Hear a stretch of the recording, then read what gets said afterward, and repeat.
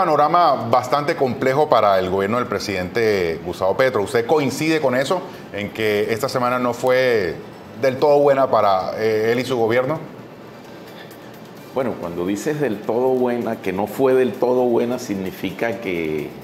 ¿Algo bueno tuvo? Que algo bueno tuvo, ¿no? Claro, yo generalmente me voy más hacia lo bueno que hacia las otras cosas. A mí me parece, por ejemplo, que en el tema de lo bueno, por fin se superó esa situación, digamos, un poco tensa o muy tensa de la elección de la nueva fiscal. Sí, por fin, así es. Se superó eso y el país ha recibido muy bien esa escogencia. Creo que esa es una buena noticia. Creo que la segunda buena noticia, si me permiten también decirlo, es el segundo anuncio del Banco de la República con relación también a la baja de intereses. Eso es muy importante, la tasa de interés.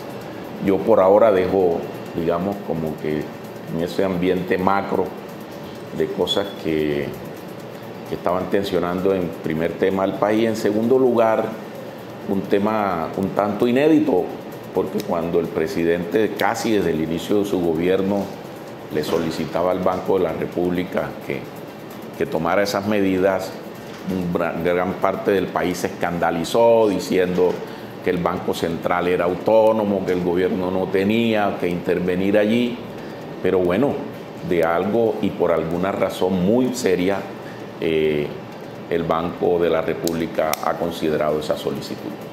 Eso, en efecto, es supremamente bueno para volver a dinamizar la economía que estaba casi que estancándose, pero eso es una respuesta y sigue teniendo, digamos, dificultades. Y esta semana en el Congreso de Camacol, aquí en Cartagena, insisten en que el gobierno se ha quedado corto con seguir dinamizando un sector, el más importante para la economía nacional, que es el tema de la construcción, y en específico la construcción de vivienda. Ahí todavía hay un renglón de deuda del gobierno nacional.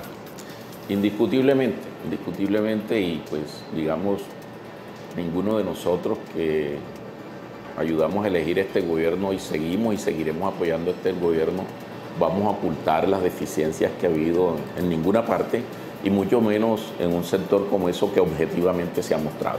Lo que aparentemente ha ocurrido es algo de que no despegan ciertos procedimientos, ciertos temas allí con relación a lo que es la construcción, y hay que decirlo, el país analizará si por bueno o por malo, pero en gran medida la construcción depende de la dinámica que haga el mismo Estado a través de los grandes subsidios que hace y de las grandes constructoras de este país, que son las que, digamos, no quisiera utilizar el término acaparan, pero utilizan esos recursos para hacer los grandes proyectos de vivienda de interés social. Sí, pero bueno, eso es una discusión que hay que dar, pero en términos generales los números no están siendo positivos y es un renglón económico que contrata a mano de obra no calificada, es decir, sectores vulnerables, así que eso también hay que prestarle mucha atención porque forma parte de ese eliminar la pobreza y pobreza extrema en el país, sin duda. Sí, sin duda. No obstante eso, el desempleo ha seguido cayendo. También es bueno registrar eso. No obstante, el desempleo ha seguido cayendo. Levemente, sí, así es. De enero fue... Levemente. Levemente, pero ha seguido. Sí, levemente. Otro tema, el tema de la reforma a la salud no deja bien parado al gobierno, al ministro de Salud, y la semana que viene empezarán a discutir la reforma pensional. Ahí en términos políticos y en esas conversaciones que usted tiene con la dirigencia y con los que ayudaron a la victoria de ese gobierno aquí, la base del pacto histórico en Cartagena, en Bolívar, ¿qué dicen? ¿Cómo han tomado este revés de la reforma, virtual revés de la reforma a la salud, y lo que le viene la próxima semana con la pensional también? La verdad es que la apuesta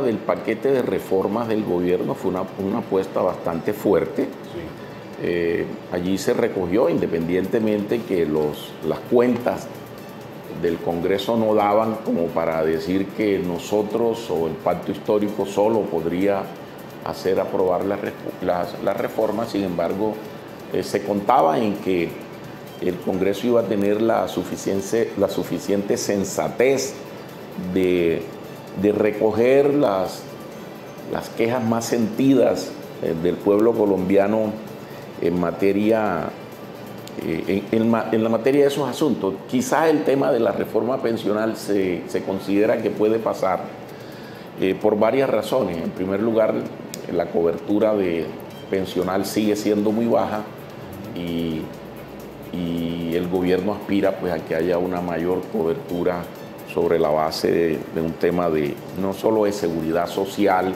sino de proteger a un número de ciudadanos mucho mayor. Tenemos una cobertura muy baja y se aspira a que buena parte de esa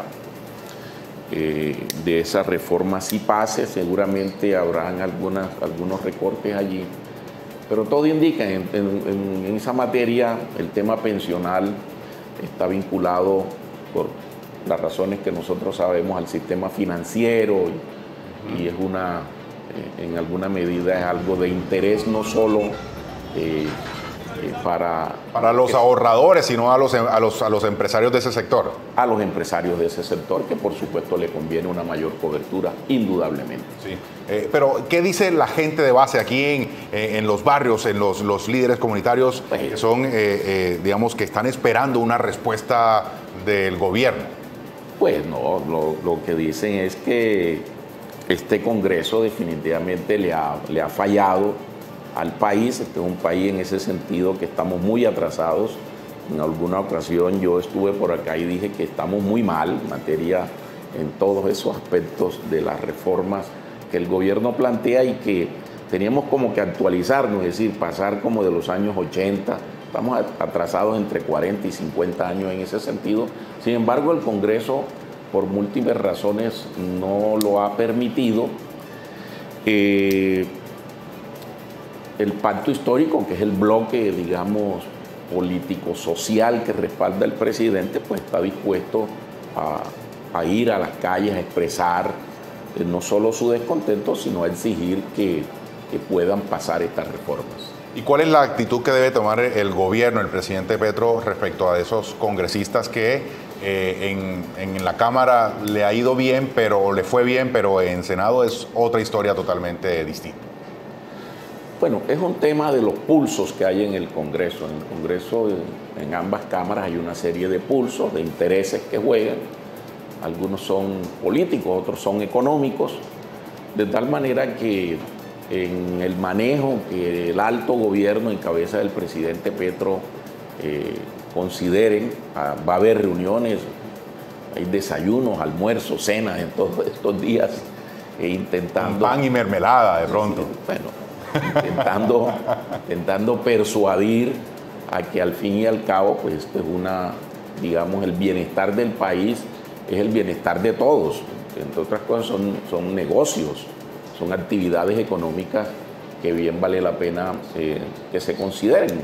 Hay unos ajustes que hay que hacer y por algunas razones, yo creo que más es un cálculo político. Yo creo que al presidente más le están cobrando la posibilidad de que no se vea un éxito hacia las cercanías del 2026, la posibilidad de continuar otro dirigente, hombre o mujer, en el próximo periodo presidencial, que realmente el asunto de que no estén de acuerdo. En privado se dice sí, y yo creo que nos hemos enterado, en privado dicen sí, y cuando llegan allá al Congreso, pues dicen no. Entonces, creo que el alto gobierno debe saber manejar esa situación para superar este escollo, y si no lo logra superar, pues tampoco, digamos, el país se va a acabar por eso. Seguiremos y los ajustes vendrán posteriormente, seguramente. Señor Javier, existe una discordia entre, bueno, algunos congresistas y el gobierno con respecto al tema de cuándo podría posiblemente disputarse el tema de la nueva fecha para hablar de la reforma a la salud, porque algunos dicen que posiblemente sería lo mejor antes de Semana Santa, después de Semana Santa. Ustedes, de su postura, ¿cuál podría ser esa recomendación que, digamos, se podría tener en cuenta para esta discusión nueva que todo el mundo está esperando, obviamente?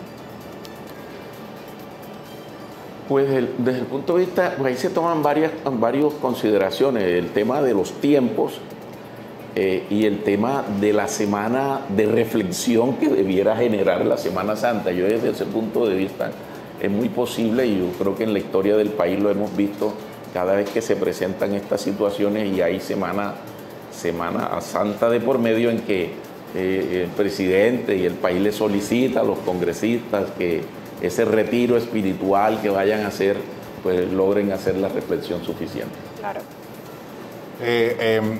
Javier, para terminar, ¿qué mensaje recibe usted frente a la manifestación que la oposición o personas que no están de acuerdo con algunas de las decisiones de este gobierno salieron a las calles la semana pasada, el 6 de marzo, para ser más preciso, diciéndole: gobierno del presidente Gustavo Petro, así no fue, y que en ciudades como Bogotá y Medellín fue masivo, se llenaron esas plazas donde se encontraron, y aquí salió un grupo significativo de personas. Aquí los organizadores de la marcha aquí en Cartagena dijeron que fue todo un éxito.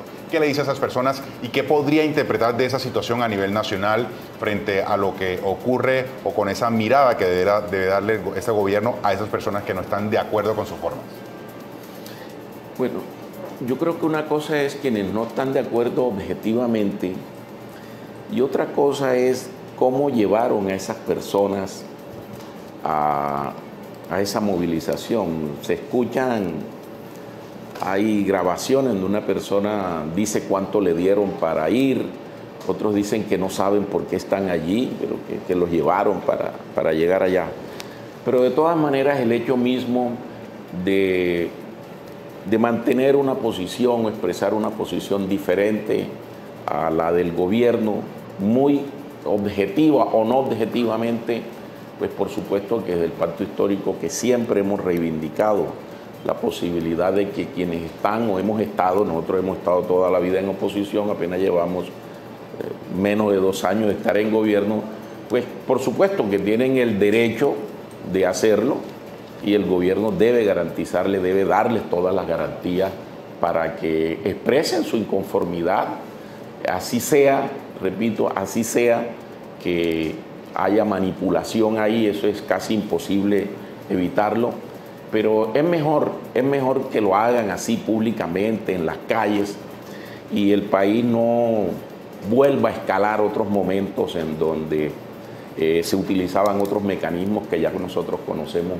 para resolver las diferencias políticas. De tal manera que si la calle es el nuevo espacio en donde entre la oposición y el gobierno, podría considerar las derechas y las izquierdas, nos vamos a encontrar, pues bienvenida sea la calle para hacerlo de manera civilizada, pacífica, con los debates y con los argumentos serios.